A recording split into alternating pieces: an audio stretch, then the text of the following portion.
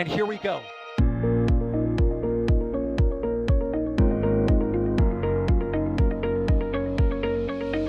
have liftoff. Propulsion continues to be nominal. R68 chamber pressure looks good. Following up. Roger, roll, planet. Water towers fly! Yes! Tango down to nominal. Flight downside FD off. Bring in FD off. Off. It's orange! Oh my god! Oh my god! Decollage. What is it? Put that in the big bag, 343 unfolds to go. Indeed. We rise together, back to the moon and beyond. This methane will be igniting with the flare, correct? Yikes. You dead? Sure. We don't need any more of these.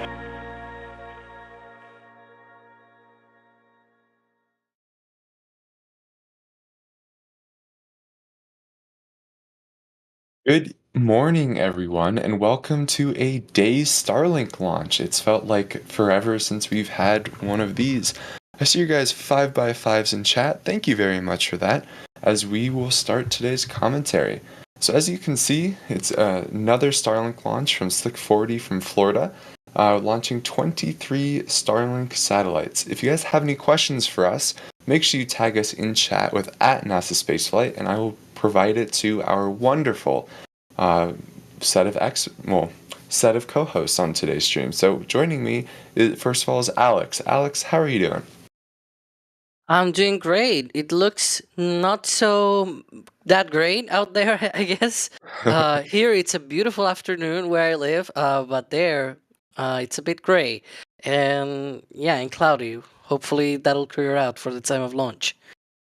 Yeah, and then bringing us these live views from the middle of the field is Max Evans. Max, how's it going? How weird is it to be doing a Starlink launch not in the middle of the night? Yeah, good morning, everybody. You know, it was weird last time doing the Starlink in the late afternoon when there was still daylight out, and now it's even more weird having to wake up and go to a Starlink mission somewhat early in the morning when the sun's up. But nonetheless, I am not complaining. Yeah, and then in the background today we have Patrick and Carson bringing you the views, operating the stream, pulling the switches, doing all of, I don't know what operators all do, but doing their hard work. So anyway, Alex, I think we have some interesting stuff to talk about today. But before we do that, could you just give us a general rundown of what we're expecting on today's mission? Yeah, so today we're gonna have another Starlink satellite launch, but this time around it's gonna be a rare daylight one, as you said. Though, to be fair, there's not that much daylight because of the fog and cloudiness. It kind of looks like Vandenberg, to be fair. But yeah, and so this one, unlike the previous one, which we had 24 satellites, this one will revert back to the old and trusted 23 satellites, I guess. They probably are, mixing some of these at first, just like when they moved from 21 to 22, they mixed some of them in between until every satellite, every Starlink launch was 22, and then they went to 23, and there were a few 22s in between. And then they stabilized with 23 all along, and now obviously they're changing to 24. So expect a few missions here and there that will still have 23 out here from the Cape, at least. From Vandenberg, it's one satellite less or one fewer. What's the word? It is one fewer. Okay, one fewer. When you have an integer number of things, a fraction of a satellite doesn't make much sense. You should say fewer. So it's one fewer satellite from Vandenberg because it's a higher inclination orbit. This one from the Cape is going to a 43-degree inclination orbit.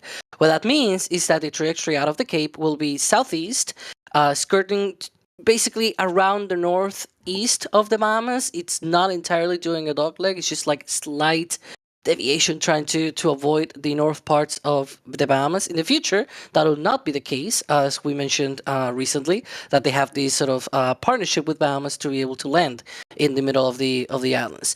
And then, as usual, the booster will land on a drone ship out in the ocean. That'll be just with the instructions for this mission, located about 630 kilometers downrange. Yeah. So I want to talk about a few interesting tweets with you that we received over the weekend. Are we gonna go through the booster? Oh yeah, sorry. Go for it. Well, I thought there was Max, but I can go. So the booster for this mission, it is B-1076. It is flying for an 11th time on this mission. It flew 10 missions prior to this. It didn't flew COF. It flew CRS-26, OneWeb 16, Starlink 6-1, which, by the way, that was the first launch of a Group 6 mission, right? And this is the Group 6-40. That is a long time ago. That was 1 year ago. It feels like a long time ago, but it was actually 1 year ago, and it's already been 40 launches of Group 6. Then Intelsat 40E, Starlink 6.3, Starlink 6.6, Starlink 6.14, Starlink 6.21, O3b mPOWER 3, and Ovzone 3. So those are the 10 missions this booster has done, and the fairings will be recovered by Bob. Yeah, and one interesting note, since it's a unique day both in the US and UTC, February 29th, this would in fact be SpaceX's first launch on February 29th if all goes to plan. Yeah, if I'm not mistaken, it is not the first time they attempt a launch on Leap Day, but you know, nowadays they have a better track record, I guess, of not scrubbing that much. The attempt, I think it was in the early days of Falcon, and yeah, they used to scrub a lot back then. I mean, we see scrubs still, right? But the reason why they have a big number of scrubs is because now they attempt more launches. Now we're, compare 140 launches that they, or more than 140 launches that they want to do this year compared to, I don't know, like 5 launches or 6 launches they attempted in the early days. So obviously the proportion was a lot larger back then. The thing as well, this is not the first launch on a Leap Day, but it is not very often, like worldwide, I mean, and historically, it is not very often that rockets are being launched on Leap Day.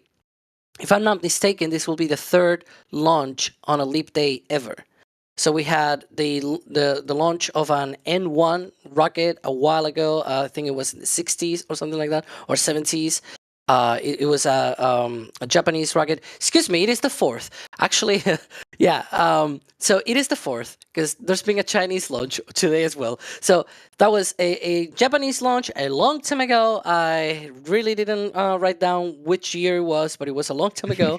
And then today we have already had 2 launches.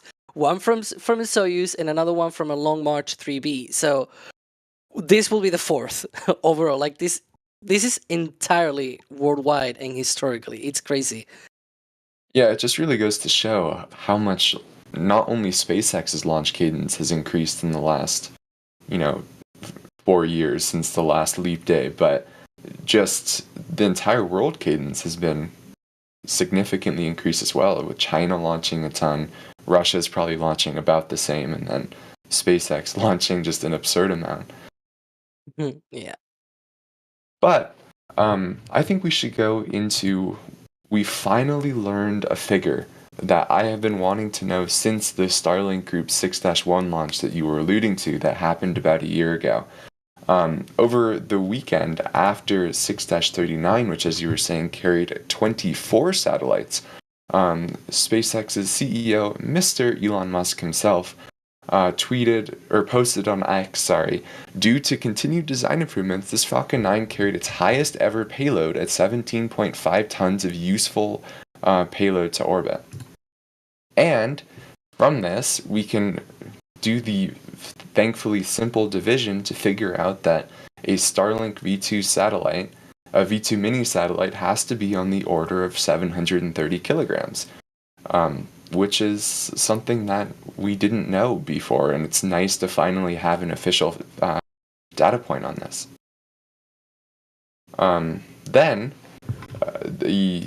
Also on the same day, SpaceX's VP of Starlink Engineering, Michael Nichols, tweeted, quote, "An extra satellite on the stack is a big deal. The goal of the Falcon and Starlink teams is to get to 28 by end of the year."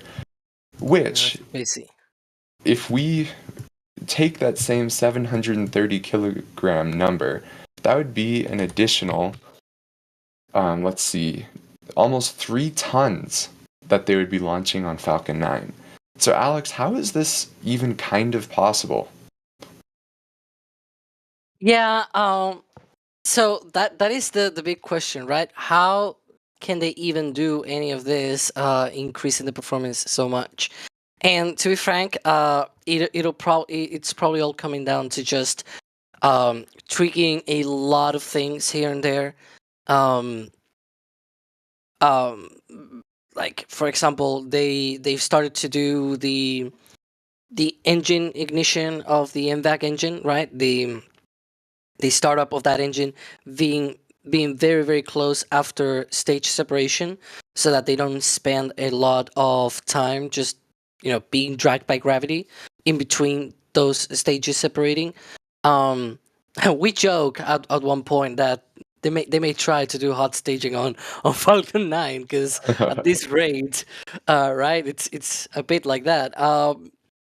Yeah, other things like trying to deploy the fairing as early as possible, tweaking the trajectory, trying to inject the satellites into different orbits are a little bit lower but still safe, so that they don't re-enter. All of these sort of tweaks that may eventually be able to upgrade the performance. Another thing that we have heard as well in prior times, especially from Gersten Meyer, one of the vice presidents at SpaceX, he talked about how they try to play a bit with the Merlin engine on Starlink missions, because they have that, they can incur that risk because it's a SpaceX mission, right? It's their own mission, it's their own rocket, so they try to tweak a bit the performance of the Merlin engine, trying to go a little bit higher with the thrust and tweaking the thrust profiles, maybe not throttling down as much for max Q, for example. Basically taking risks that you probably wouldn't take for customer missions or even a crew mission, which I'm sure there's probably also some people talking about that as well. That we had a delay on the Crew 8 mission as well, 48 hours to late in the day on March 2nd. So yeah, the whole upgrade of performance, it's still mind blowing though, because we started with with sort of the payload numbers of 15.5 tons to low Earth orbit with a downrange drone ship landing, and now we're up to 17.5 tons and maybe more in the future. Because again, as you mentioned, 28 satellites, that is an extra 4, that is about maybe 3 tons more that they have to add. The other possibility is that they obviously could shave some mass from the satellites, which then brings up to the point of what is the mass of the satellites. Because the whole number of doing 17.5 tons over 24 satellites, yeah, that's good for this launch in particular that happened last week.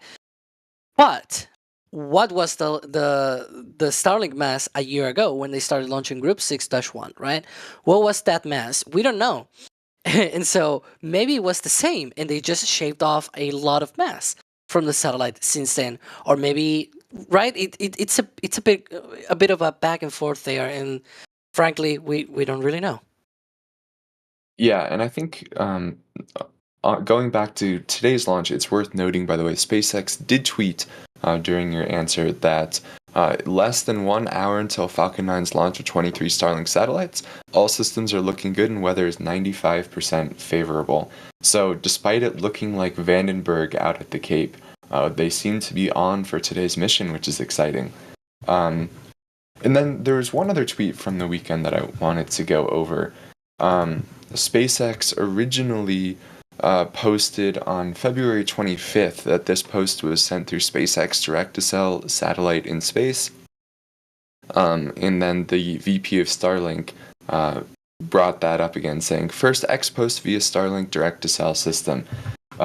So this just goes to show the continued refinement that SpaceX is doing on this network, that even with just the few direct-to-cell satellites being up there, they seem to be getting good data out of it.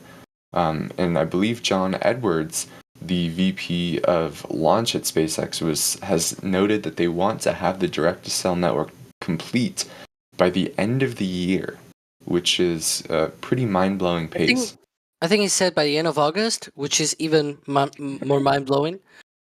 But yeah, it is totally true that the direct-to-cell, that is an interesting thing, because they say this post was sent through SpaceX direct-to-cell, and so far direct-to-cell seems to be just for text messaging. I do believe, though, that there's an option on Twitter, now X, to be able to tweet sending a text message. I think there's such an option, which will mean that they're probably using that option through direct-to-cell, because direct-to-cell, people think, oh, that's Starlink, so they're using internet. But as far as I know, it's just like an LTE connection, just like the one that you use, and it's a very low bandwidth one. So the only things that you could probably send is basically a text message kind of thing. And they need to send more satellites in order to be able to send more bandwidth. I'm gonna preface this with, I ain't no engineer. That's my family's job, but I think SpaceX could have the option to turn data on to themselves if they wanted to do this post over data as opposed to a text message, because I believe under the 5G standard that the protocols used to send data are very similar to the protocols used to send text messages now. But I don't know. Again, I'm not an engineer. I'm not either. I do know that at least to be able to have the complete constellation, they said that they want to excuse me, they want to put at least 2 constellations. The first one having 840 satellites. I believe the other is 860 for a total of 1,700 direct-to-cell satellites. So the first one, they will need to launch 840 by the end of August, which is bonkers, by the way. But that means that they need to fly something like 7 Starlink missions per month. So good luck, SpaceX. But it's like, it's not just 7 Starlink missions per month. They need to be direct-to-cell Starlink missions. And so far, we haven't had any dedicated launch like that. So yeah. Yeah. And going back now to the view that we had from just a moment ago from, there we go, Space Coast Live. We can see that that's Launch Complex 36, Blue Origin's pad. And Blue Origin was doing some testing of New Glenn there the previous few days. We saw them doing what looked like some loading testing, and, who knows what they were all doing, but it was exciting to see. Anyway, that vehicle is no longer vertical at their pad, so hopefully that means that their testing went well, and, they'll be going back to do some work. But unfortunately, Blue Origin has not made any official comments about what testing they were doing, how it went, or what testing is coming up. Anyway, going to some of your guys' very generous support now. And then we'll go to some questions. Michael Oliver with $100 super chat saying, "Hey NSF, love the work y'all do. I'm feeling generous, so here's some gas money. Enjoy it." Well, Michael, seriously, thank you for the absurd level of support. That's what allows us to bring these live views. Unfortunately, we'd rather not have the fog in between us and the vehicle, but we can't control that. But it allows us to get all of the cameras out there. So thank you very much.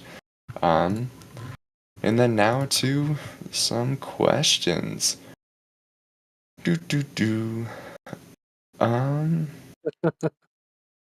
We need a fund just to be able to, buy like a big fan that just blows all of these fog out. Because look at that. Look at the VAV. Even the VAV is there in the clouds, I guess. It's crazy. Yeah, see, I think that's a pretty cool shot that we have. It would be cooler though if there wasn't a rocket about to launch that we wanted to see. Exactly. Um, yeah, so Herto is asking, do you think we'll see any more significant upgrades to Falcon 9, or will they likely keep it as is until Starship is further developed? Um, we'll definitely see improvements in the performance of Falcon 9. What I don't know is what could be called a significant upgrade, I guess. I do not foresee yet, I guess, things like hot staging or things like that, right? Where you're essentially trying to shave as much performance by making a major change. I think there could be ways to shave more performance, and try to get more of that onto the vehicle to be able to throw more satellites by other means.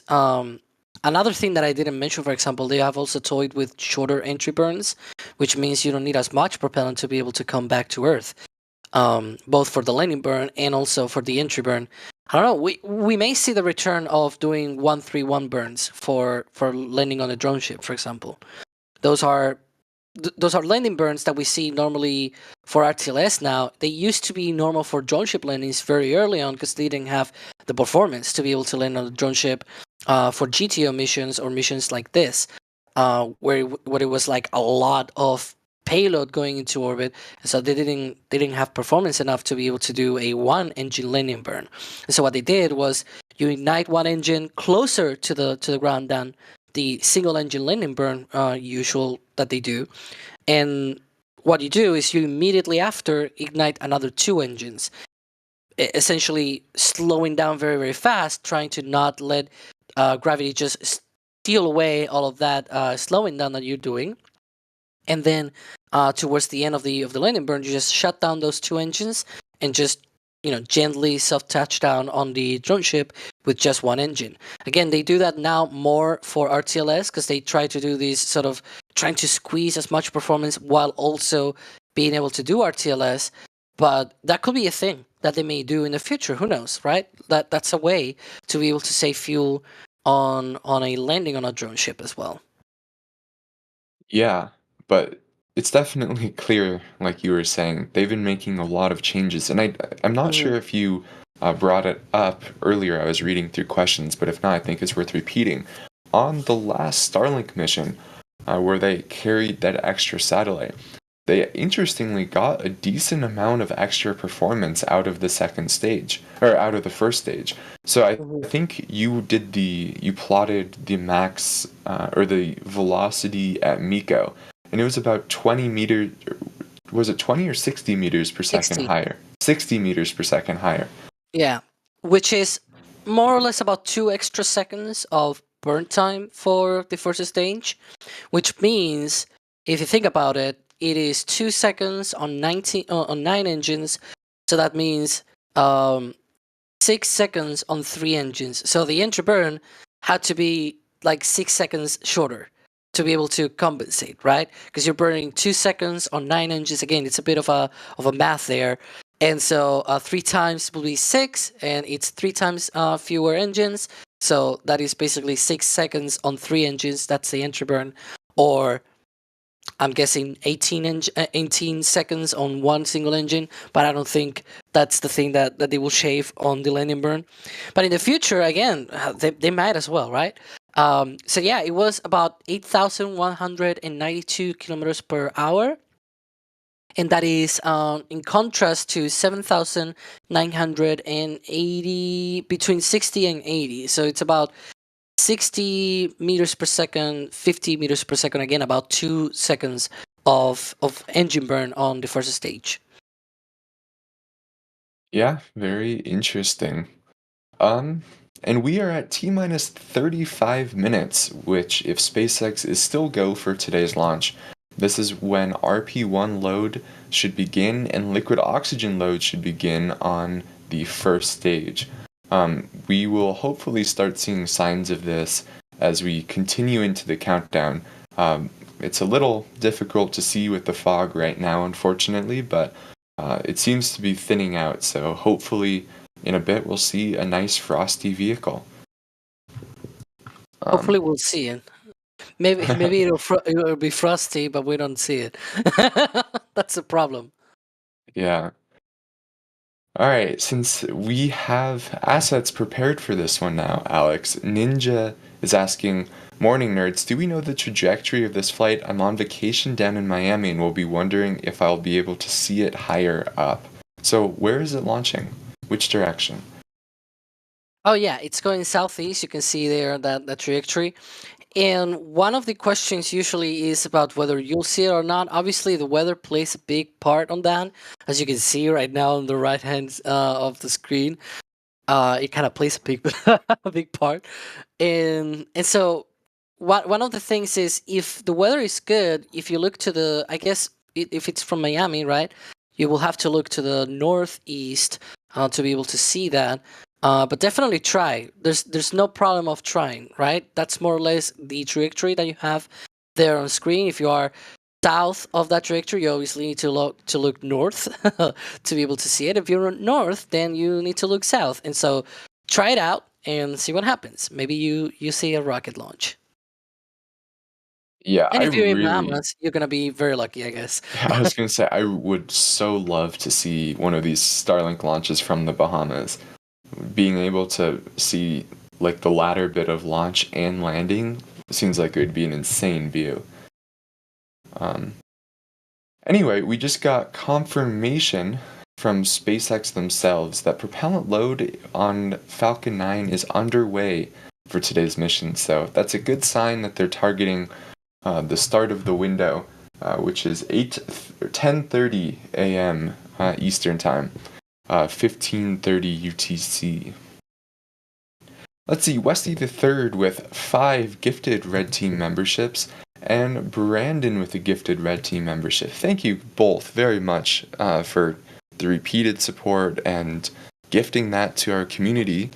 And if you did get one of those gifted memberships, make sure you thank whoever gifted it to you in chat, and check out all of our exclusive member perks. Norman saying upgrade cover stage 2 with TPS tiles and flaperons. Alex, does that sound like another rocket that we may be seeing?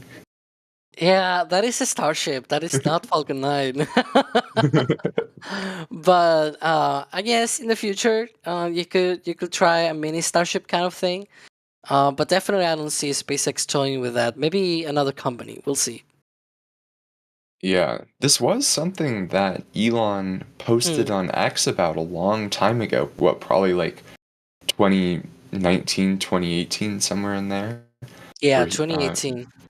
Yeah, he was saying that they were toying with the idea of testing some Starship technology by putting flaps on Falcon's second stage in a heat shield. And Yeah. didn't he joke about like landing it on a bouncy castle in the ocean, or was that just fairings? Yeah, that was both. He mentioned the bouncy castle for both the fairing and the second stage. I really don't know how that went. If they ever did some sort of work on that. I believe at one point we saw via the McGregor flyovers they were doing some work on a second stage on a stand. They were trying to toy with it and things like that. I don't really know if it went too far, but I'm guessing that the moment that Elon said, "Hey, I want the second stage being recovered," then all of the engineers scrambled to get something done. Because that's what I imagine when Elon proposes something new. Everyone at the company is like, "Okay, let's get it done." So yeah. Yeah. I mean, they have talked about second stage reuse on Falcon for a significant portion of the time that Falcon 9 has been launching. If you go back to some of the old enough renders, they showed second stage recovery. And I think SpaceX quickly came to the realization that Falcon 9 is just not the correct architecture for a fully reusable rocket, and you really need something more along the lines of Starship, which is why they then canceled those plans and moved on to Starship. Michael saying, still rocking my Starship Landing Club jacket from SN15. Can't wait to rock this one too. Let's see, with a store message. What did they get? Yes, the Flight 3 patch. He looks It is. so cool. Pauline did such a good job. The whole store team, they really nailed it with that one. Then Wayne saying, with the super chat, saying, shout out to NSF and the community around them. Yeah, well, thank you for being part of our awesome community. And yeah, thank you everyone for tuning in, asking us questions. If you have questions, tag us in chat at NASA Spaceflight. And just thank you everyone for being awesome. Brandon with another gifted membership. If you got that, make sure you thank him. And then Eric saying, NSF Bahamas timeshare when? When we make the big bucks, we'll get the timeshare out there and launches and get live views from there. That would be really cool. And then Eric asking Alex, can you explain the Starlink mission naming scheme? For example, what does Starlink Group 6-40 mean? That is an excellent question. I will say, because it hasn't been asked in a while, so it's good to refresh our memories, right, with what it means, especially for those that may be coming new here.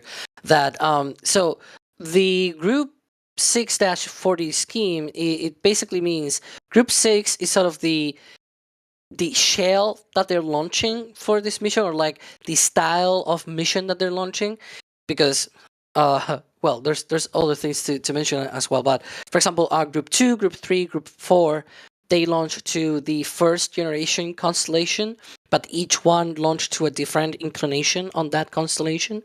For Starlink, Group 5, 6, 7, and upcoming soon it should be 8 as well. All of those 4 launched to the second constellation generation of a Starlink. Now, Group 5 and Group 6 both launched to the same shell. They launched to the 43-degree inclination shell. The difference, though, is that Group 5 included Starlink V1.5 satellites, the old-style satellites, while Starlink Group 6 missions, they have the V2 mini satellites. So those are the newer ones, the better ones, the big ones as well. That's why there are a lot less of them, a lot fewer of them, I guess, whatever. And so that's sort of the distinction between some of these Starlink group missions. For example, Group 7, that is launched from Vandenberg, that is to 53-degree inclination. That is why it is launched from Vandenberg, because from here, you will need a big dogleg in order to be able to do a southeast launch for a launch that is going to 53-degree inclination, like orbital inclination. And so now what they've done is done this sort of partnership with Bahamas, where they can where they can land the booster in the middle of the islands, so that they don't need to do that dogleg. So in the future, in about few weeks from now, we'll start seeing those Group 7 missions going out from the Cape. And Group 8 missions are basically the same as Group 7. They launch to the same inclination and shell. The only difference is that Group 8 includes, they are all basically direct-to-cell satellites. So that is an interesting group, because that's the one that a lot of people probably out there want to see being launched. And in the future, we will probably see Group 9, Group 10, and maybe one of these will be a shell that is only launched by Starship, for example. So definitely keep an eye on that. And the second number just means the mission number. It is not the mission order. Like Starlink 32, I think, happened after 33 and 34 had happened. Starlink 32, I mean. And so it doesn't go in order, but it's sort of the number of the mission. So that's what it means. It is not the order of the mission. Yeah, so then another follow-up question on that from Canon Copeland is asking, Copeland, sorry, how high in the 6-XX do we get? We are already at 40. Anything special for the future Starlink Group 6 missions?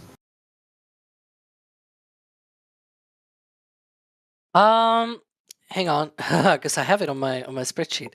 So the latest, because every single time that they want to launch it, they need to file a permit to communicate with Falcon 9. And so far they have communications permit for up to Starlink 6-47. So that is the latest mission that they have filed for Group 6. I'm guessing that they'll want to just focus on Group 8 missions for a while, since they have this target of launching all of the direct-to-cell satellites by August. And so maybe we'll see them stopping Group 6 missions for a while. But they may, come back again and launch more in the future. Awesome. Then I think we have Max back on comms, so I'll throw him this one. Max, Helix Space is wondering, how many Starship launch towers do you think will be built at the Cape? Ooh, good question. Well, they have the one at 39A already. There's nothing to say that they may extend their lease at some point in the future or modify it in some way, if that's even possible, and build a second one over there. Oh boy, the Cape. I would say probably up to 4 to 5, depending on how many properties they are able to acquire and modify to equip the actual Starship Tower and supporting infrastructure. Because of course, Starship needs a lot of ground, as we can see in Starbase. Yeah, there'll certainly be a lot of them out there in the long term, right? We're already starting to see 2 at Starbase. They just shipped all of the tower sections over, so yeah, I imagine the Cape will have a ton. Yeah, we were all getting super excited out here because, of course, they were in the process of building all of those segments for a second tower here over at Roberts Road, and now those segments have been shipped over to Starbase. So, fortunately, that now a third total tower is not going to be built here first. Unfortunately. Yeah. But as Alex is pointing out in our back channel, with the fog thinning out, we're now able to see frost on the vehicle, which is a very good sign, what we want to see with launch just over 22 minutes from now. Dustin is asking, can we confirm the payload mass? A bunch of places are spitting out different numbers. 24 times 800 should put it at 200 kilograms, correct? Sorry, 19,200. Yeah. So the 800 kilogram number that's been floating around for a long time, that originally came from the FCC permits as like a highest mass that the satellite could be for re-entry characteristics, I believe. So we are not sure if Starlink V2 Mini was ever that mass, but that was the best number that the public had for a long time. However, like we were saying at the start of the show, thankfully Elon posted on X that the Group 6-39 mission had a total mass of 17.5 tons. So, since that was 24 satellites on that mission, we can get that each satellite is on the order of 730 kilograms. So now that's a much more official mass that we have, and that would put today's launch at right around 16.8 tons. 16.8 tons. And then it's also worth noting that today's launch is 23 satellites, unlike the last one, not 24. Yeah. Just before the T-20 event, I will also mention that document for the FCC also said that the full Starlink V2 satellites, like on that table that a lot of people used as a source for the mass of these satellites, also said that the full V2 satellite is 2 tons. We know it is not 2 tons because at one point Elon mentioned to Tim Dodd on an interview, he said that it was like about 1,000 and a quarter of ton, basically. So 1,000 kilograms and about a quarter of a ton. So that's 1,250 kilograms. But now we'll try to see if we can see that T-20 event, because it should be happening right now. But again, that fog, boy, at least it thinned out. Oh, I can see it. There it is. There you go. So yeah, I guess, Alex, quickly, what is the vent that we're seeing right now? Yeah, that is the chill down vent for basically starting to chill down, to cool down those lines that go up to the liquid oxygen inlet, I guess, on the on the second stage to be able to fill the liquid oxygen tank, because now they have already wrapped up RP1 load on the second stage, and they are now preparing to load that liquid oxygen, which should happen in about 3 minutes from now, T-minus 16 and a half minutes. And so that is one of the next milestones to look forward to. Indeed. All right, so there's some more interesting questions in chat. The first one, 3 actually, from Andrew M. His first question is, do you think 8-1 will be used before the FCC permit expires on March 24th? Permit expanded or mission skipped? Alex, since you follow FCC permits so closely, what are your thoughts? They could expand it, so they could try again and file another one, or they could just launch it so it is launching from Vandenberg. That one is filed on the Vandenberg. So what I can see is after transporter, that could be the next mission, for example. We don't know if it is the next one. There's no, like, we usually know about these either because we assume a sequential numbering, right? And then we get a surprise that, oops, it's not a sequential numbering. They have jumped another number later on. And then on the other hand, we also have like NOTAMs and things like that do say the name of the mission normally, like Starlink 640, Starlink 641. And so those things we normally know ahead of time. So I'll definitely keep an eye out if it happens shortly after Transporter 10. But on the other hand, they could also try to file another permit. Awesome. Cool. Going back to some people's support, Ryan asking, do we know when Crew will launch from 40? Max, if we have you on comms, have we been given any indication of when Crew will launch from Slick 40 now that they have that nice crew tower? It's all been kind of up in the air for everybody who's not, of course, in the know, which of course is not us. There was speculation before Axiom 3 flew that Axiom would be the first ones to fly Crew from Slick 40. But of course, they have since moved over to LC39A, and currently Polaris Dawn is also slated to fly from 39A as well. But with that being as far out as it is, I don't see a problem in that swapping over to Slick 40 if the desire and the will is there, and if they of course are able to support that. Other than that, I have a feeling that SpaceX and NASA would both prefer to fly a private astronaut crew from there first to prove that the tower is capable and to prove its operational status. But I think they're first aiming to fly Cargo Dragon there first before they even bring astronauts over there. So I think CRS being as far out as it may be, well, actually, it's now getting pretty close here. They could try CRS-30 over there, if not Pad A, but I think it'll be probably late Q3, late Q4 before we see any astronauts heading up the crew tower at Slick 40. Yeah, they have actually talked about this on a recent, basically on a Crew 8 conference, on one of these sort of pre-launch conferences that they have, and they were asked about that, and they are trying to aim for CRS-30 being the first Dragon mission from 40, with a new infrastructure, and that'll be in about 2 weeks from now. And on the other hand, they also think that maybe Crew 9 could be the first one from 40 being, so that will be in the August timeframe. That's what they at least said, that it could be one of them, one of those missions that happen with Crew from 40. Again, as always, these things are all all subject to change as well, and especially with this, if you think about it, why would you hinder your capability to be able to keep launching more Starlinks, launching a Dragon when you have 39A, right? It's like it's alone, it's there sitting, doing nothing. Why cannot you launch Dragon from there?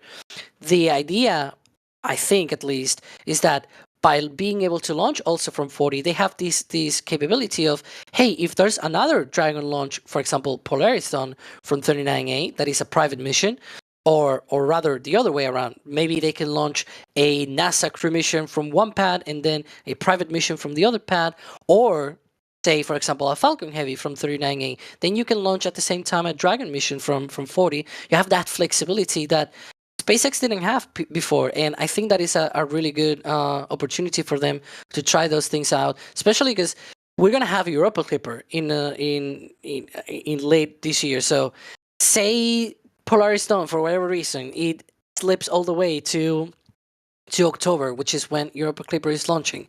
So they can launch Europa Clipper while also preserving the opportunity to launch Polaris Dawn on that month as well, out here from 40. So there's definitely a lot more flexibility by doing that.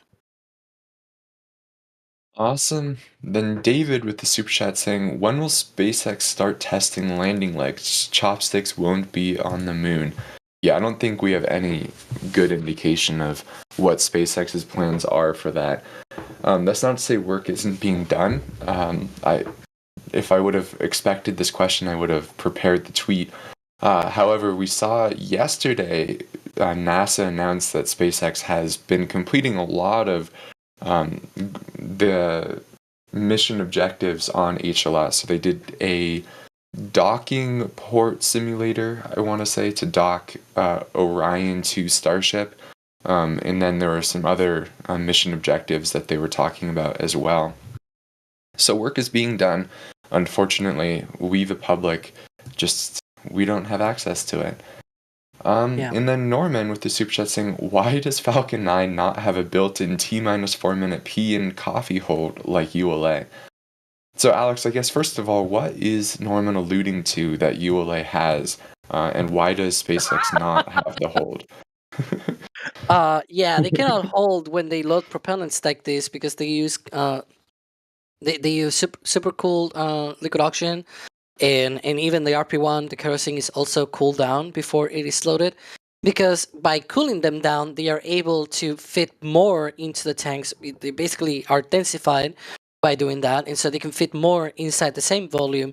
And actually, for these Starlink missions, they sometimes toy with that as well, trying to load the liquid oxygen as late as possible so that they are able to pack as more propellant as possible. Because the liquid oxygen warms up, it basically lowers its density, and then not only that, but it can also boil off, so you also lose some of that. So you cannot hold once you load propellant at T-4 minutes. They are actually about to finish propellant load at that point, and so that is not a thing. But they can hold at least all the way to T-35 minutes, which, to be fair, it's not that bad, because I mean, it's still kind of close to the, but there's not a planned hold in the count. They used to be back in the day when they didn't have, excuse me, when they didn't have these subcooled propellants, but nowadays they can't. Awesome. Then Wendell with the $10 super chat saying, thank you for the live feed. I try to watch all rockets. That is an awesome goal, to watch every live stream. Thank you for your support, tuning in, and just being here. Then Bruce became a Padbad member. Welcome to our membership program. Hope you enjoy all of the perks that come along with that. Let's see. Canon Copeland is asking, with all the scrubs of lately, are we likely to miss the 144 goal but still on track for 100 plus? I think the short answer to that is yes. They're on track for on the order of 120 as of right now. Correct, Alex? Yeah, with this launch, it should put them at about 120 launches this year. Yeah, hopefully their cadence will increase a little bit. They've definitely been unlucky with weather. But 144 will be a difficult goal, but not completely unachievable. Andrew M is, oh boy, this started a big conversation yesterday in our Discord server.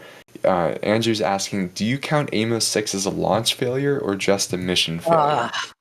Andrew, really? Boy. So Amos 6, it is a mission failure, but it cannot be counted as a launch failure because it didn't launch. That is my stance on that. But that's why I count mission failures. So I Yeah. count missions on my overall reliability sort of thing that I have on my spreadsheet because it encompasses more than just launches. Sometimes things do not include launches. And as we saw with Emo 6, it's very clear that you can have a mission failure and not launch. And so that is the important thing. You can also have a landing but not a recovery, and you can also have a recovery and not a landing. That's another thing, right? And so we had a very long discussion the other day about that. And yeah, I really was very into this, that when there are two different definitions, you should have two different spreadsheets rather than try to, bundle everything into the same kind of thing. Because it cannot be. You cannot throw away the whole dictionary, I guess, just to try to fit some kind of magical number. Yeah, I That's thought my it was. take. I thought it was interesting that you and I, we keep quite similar data in our spreadsheets, and we had one difference. You count B1050's landing failure on CRS-16. You count that as a recovery success, but a landing failure. Exactly. I count it as a recovery failure since it was not reused. Well, parts of it were, but most of it wasn't. So See, my interesting recovery count is like, was it recovered? I don't care if it's not reused afterwards, because then B1019, for example, will be a failure because it wasn't reused later, right? So my only care on that count is it actually recovered? The literal word recovery, right? So yes, it was recovered. Whatever they did with it afterwards, I don't care. That's fair. Chris W., one of our moderators, gifting a Red Team membership. Thank you, Chris, for your work as a mod and for gifting a membership. And then Joe gifted 5 Red Team memberships. If you got any of those, make sure you thank the person who gifted it in chat. And check out some of the exclusive live streams, early video access, all kinds of cool stuff that you get access to. And then finally, the last question that Andrew asked, when do you think B1061 will have its record-setting 20th flight? Perhaps in April. That's my thinking. We're probably gonna see around April, the April timeframe, I think, which will be about a 60-day turnaround, more or less. That's what I'm thinking we may see from that. Speaking of turnarounds, I guess I should mention this because I didn't mention it previously because I was doing the numbers. I wasn't able to prepare ahead of time, so I was doing the numbers as we were here live. So this mission should break the turnaround time record if it launches in the 6 minutes, almost 7 minutes for liftoff time. If it launches on time, then it will break the turnaround record here from this pad, which is currently 3 days, 21 hours, and 41 minutes. It will go down to just 4 hours less than that. It will be 3 days, 17 hours, and 24 minutes. It is not a lot, but when you think about it, this is 3 days that we're talking about. We're shaving 4 hours from that, which it's still it's becoming a considerable amount of time. But hold on your horses, because the next mission, it's also probably going to break the turnaround time as well if it launches on time. But let's not jinx it. Just saying that it will break the turnaround record as well out here from Pad 40. Yeah, well, with that, we have to send Mr. Max Evans off so he can do camera things ahead of the launch to bring us the awesome tracking shots that he always does. So Max, enjoy the launch, buddy. Yeah, thank you very much, everybody. I apologize for the very limited commentary from me today. The weather's been dodgy, and I've to keep an eye on everything, make sure that we don't get poured on. But not sure. We'll see. We will see it for very long today. I mean, my prediction based on the current cloud layer is anywhere from honestly 5 to 15 seconds because it is very low. But nonetheless, we will certainly try our best. So I'll see y'all on the other side. Thanks, Max. Going through a bit more support as we are just over 5 minutes from today's launch. Solid Rocket Candy gifted a Red Team membership. Norman gifted 10 more Red Team memberships. Then Dean gifted a Red Team membership. So thank you all very much. And then Mike is asking in a super chat, when do they load the COPVs? They load those a bit first hours before of the like a few hours before of the launch, and then within the launch countdown, when they start loading propellant, they load the other half of it. So that is more or less how they do that. And SpaceX learned the hard way that that is not an easy procedure to get down. All right, well, as we are 4 minutes away from flight, we are about to see a series of events. So, Alex, could you just give us an update of where we are? Yeah, so right now they are finishing liquid oxygen load on the first and second stage. Meanwhile, the Stromback is retracting, which we cannot see because of that tower in the middle. I'm guessing that at one point we're gonna be able to have views from the crew itself doing that, but like looking at that. But yeah, so far they are right now doing that Stromback retract. You can still see some kind of distance there, as if the rocket has moved a little bit. It tends to move when the Stromback retracts. That is a 1.8 degree retraction that they do ahead of the liftoff. When the T0 hits, then they do this throwback maneuver where the Stromback retracts all the way out, I think about 45 degrees away. So yeah, right now, again, we are sort of in the process of finishing the liquid oxygen load on the first stage and the second stage. That is currently where we are right now on this countdown sequence. And then we're gonna we're gonna enter startup sequence. That is when the ground computers hand over the control of the countdown to the onboard computers on Falcon 9, and then hopefully the launch director will give the go for launch, and we'll see a launch in 2 minutes 57 seconds. Awesome. I see. Tying into what you were just saying with engine chill down, which is also happening at this point. Oscar's wondering, do they use oxygen or nitrogen for the chill down of the engines? Oxygen. They basically open the pre-valves and they let some of the oxygen go through a little bit. Again, it's like you open the tap on your tap water. Basically, you open a little bit and you let a bit of that trickling water to come out. That is basically what they do with these engines when they chill down the engines. Awesome. Then I see people asking in chat, now that Max is gone, we can safely say, thankfully today's launch does not have the stubby nozzle. Yeah, so far they haven't flown a Starlink mission with a stubby, and with them trying to fit more Starlinks, I really doubt they're gonna fit any. Like they're probably not gonna fly with a stubby nozzle. Yeah. So then here's the last question that I'll throw to you real quick, Alex, before we move into final launch commentary ahead of liftoff. Why did SpaceX decide to not use the ring stiffener anymore on the second stage? My guess is just best part is no part, and that is more simplistic. Also, I just heard the call out that the stage 2 lux load is complete, so they are definitely now fully loaded. And there you can see that usual vent from the Stromback indicating the gas closeouts are on their way. Yeah, and that gives us a nice view of the active half, I believe, right there. That's obviously nice and flight proven. I believe they've flown a fairing 15 times at this point, with the comment that the 16th flight is happening soon. So I have no idea when soon is, but hopefully SpaceX lets us know when they set that record.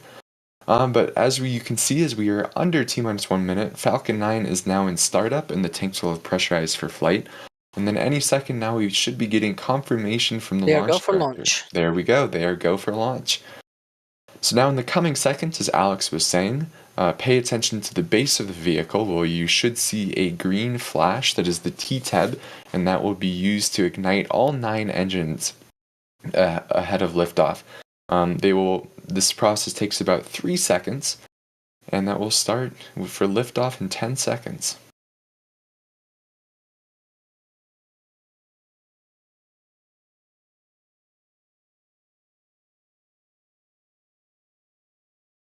And there we have liftoff of Starlink Group 6-40 from Space Launch Complex 40. We will remain quiet so you guys can hear the awesome sounds.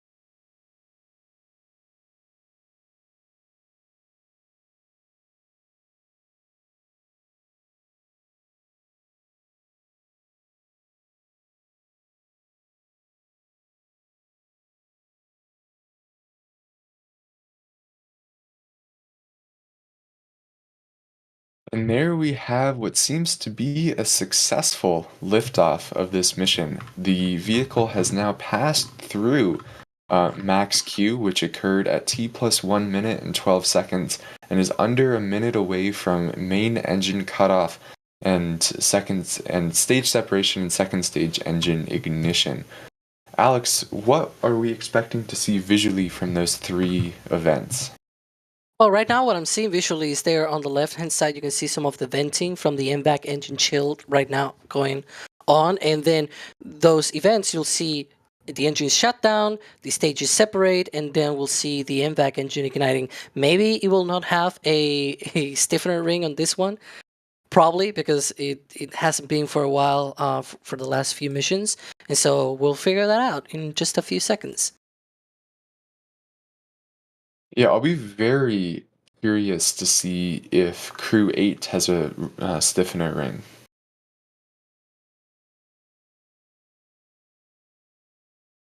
And there is the second stage nozzle that we're looking up at. This camera is located on the first stage. And there is stage separation. And no stiffener ring. No stiffener ring with the rapid ignition of that second stage engine. Not quite as rapid as on 6-39, but still shorter than we see on a crew mission. Yeah, and another thing to mention, by the way, I kept track of what the speed at Miko was, and it is the same speed that we usually see normally. Of course, today it is only carrying 23 Starlinks, which you can see there on the right-hand side as the fairing separates. Yeah, and there are those 23 satellites. So now we're in the pretty usual, well, it's weird to say usual phase when most of the parts on screen are going to be recovered. The booster on the left will do 2 burns. It'll do its entry burn and landing burn on just read the instructions. And if you want to remember how many engines are ignited for each of those burns, you can check out our store and the launch, entry, and landing t-shirt and other merch. And then on the right, the second stage will continue going on toward orbit. And then those payload fairings, which unfortunately are no longer in frame on either stream, those will be recovered about 660 kilometers or so downrange by Bob. Mm-hmm.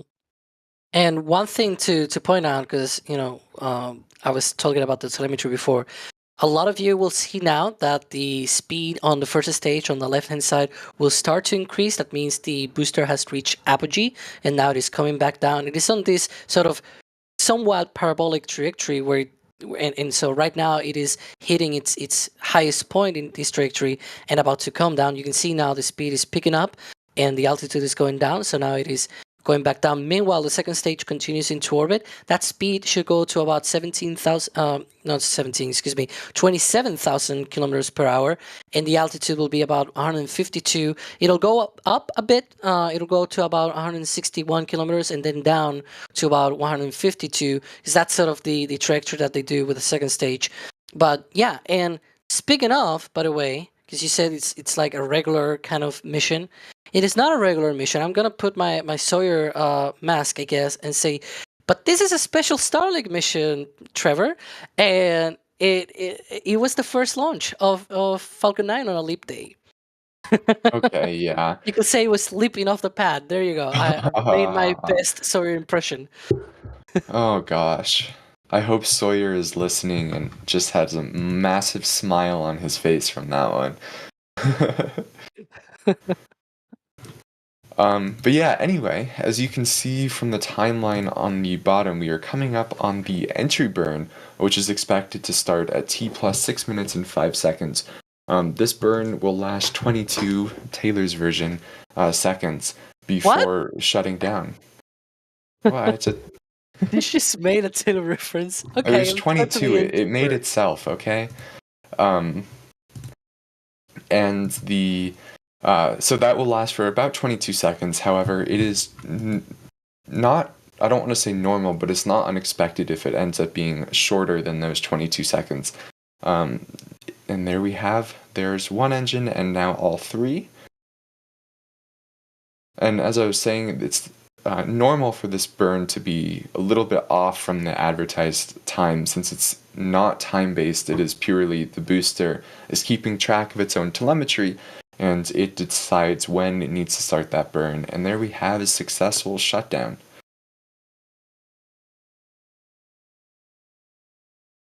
And now it is steering to get to the drone ship.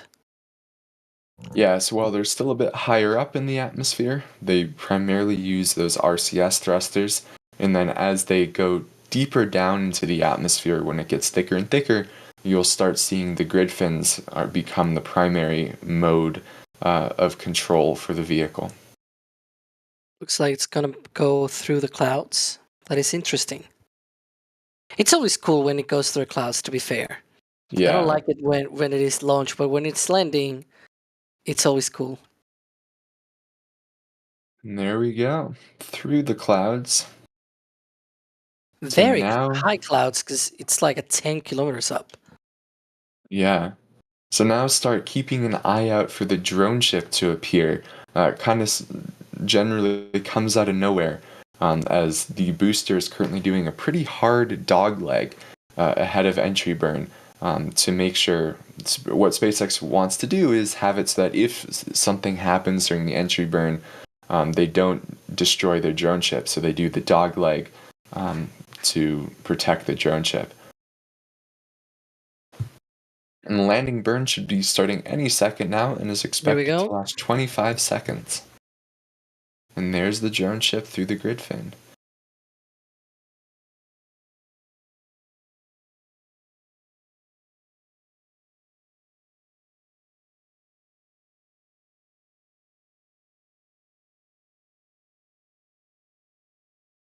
And there we go. Successful landing of the 1076. That was SpaceX's 278th booster landing and 204th consecutive landing. And then coming up now on Seco 1. And there we have Seco 1. And those look like good numbers. They are the same ones that I've seen so far for the previous missions. Yeah, and speaking of previous missions, someone who has seen a lot of previous missions, Max is back. Max, how was that launch? It's a very smooth segue, Trevor. Not really. That was great for the 15 or so seconds that we saw it. But as predicted, it went right into the low cloud layer, around 2,500 feet altitude. But the benefit of clouds like this sometimes is they sort of enhance the sound, if you will, because when moist, dense air carries sound energy a lot better than thin, dry air does. So everyone here heard that very, very well. And of course, now that I see some blue clouds or some blue sky perking through the clouds, and the sun's starting to come out a little bit. Thanks for nothing. Um, yeah, but that was gorgeous though for the 15 or so seconds that we saw it. Yeah, certainly also got some awesome landing views from SpaceX today. Um, the video seemed especially clear.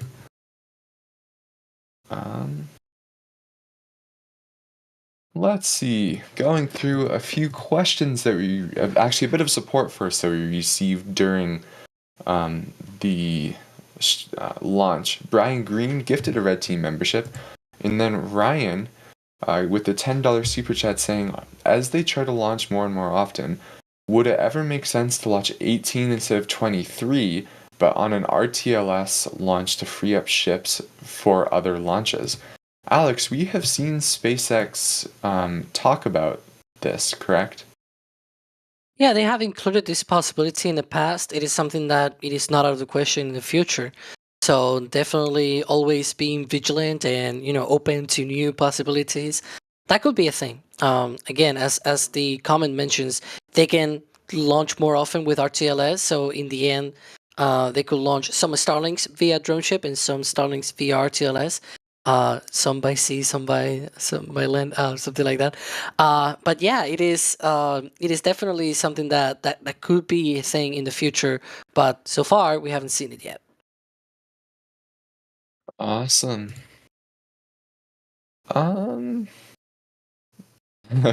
Here's a fun question from Pedro. Has a more powerful version of Falcon Heavy ever been proposed? I mean, I guess the answer is kind of yes, and its name is Starship, right, Alex? Yeah. I guess if instead of more powerful, you think about more performance. There was at one time the thought of doing cross feed from the boosters to the center core, so that basically the boosters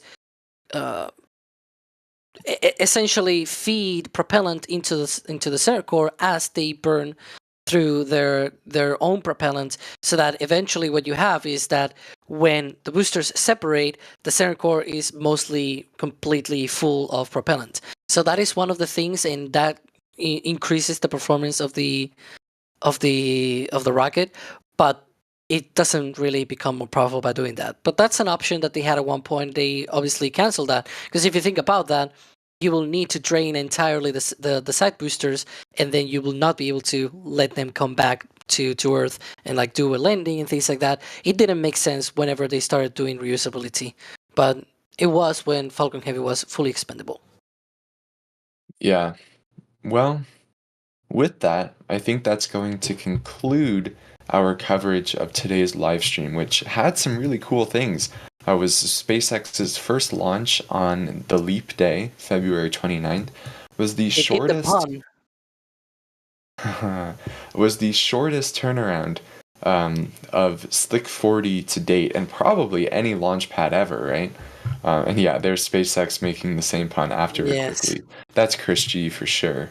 I don't know if it is, but that just seems like something Chris G would say. And then, of course, was SpaceX's, that was their 19th launch this year, right, Alex? Yeah, and the 9th launch on February. So far they are on track. Definitely looking forward to that and more records in the future. Yeah. Well, Alex, thank you very much for being on today's stream and providing us with all kinds of entertaining stats and useful commentary. It's been a pleasure, and see you all, I think on the 2nd, right, is when the Crew 8 is going to happen. And right after that, we have another Starlink. So we have 2 launches this weekend.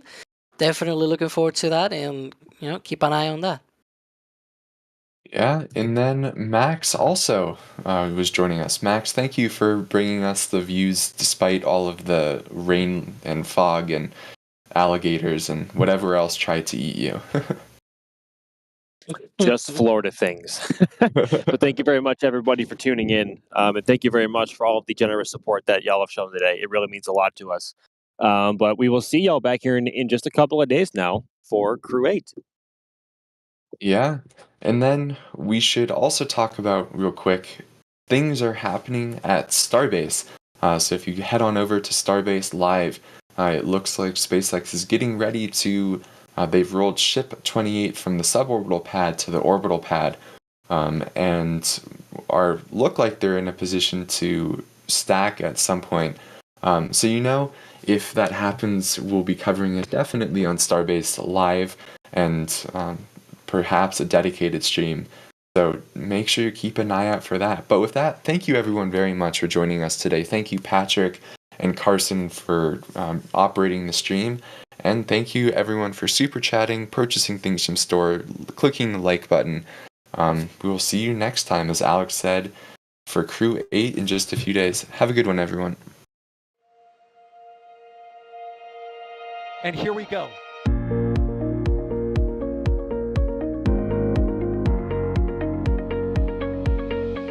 We have liftoff.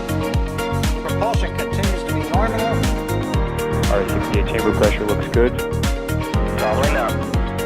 Roger, roger, planet. Water towers fly! Yes! Tango down to nominal. Flight downside SPD off. Say again, SPD off. Off. It's orange! 145! Oh my god! Oh my god! Decollage. What is it? Put that in the big bag, 343 unfolds to go. Indeed. We rise together back to the moon and beyond. This methane will be igniting in the flare, correct? Yikes. You dead? Sure. We don't need any more of these.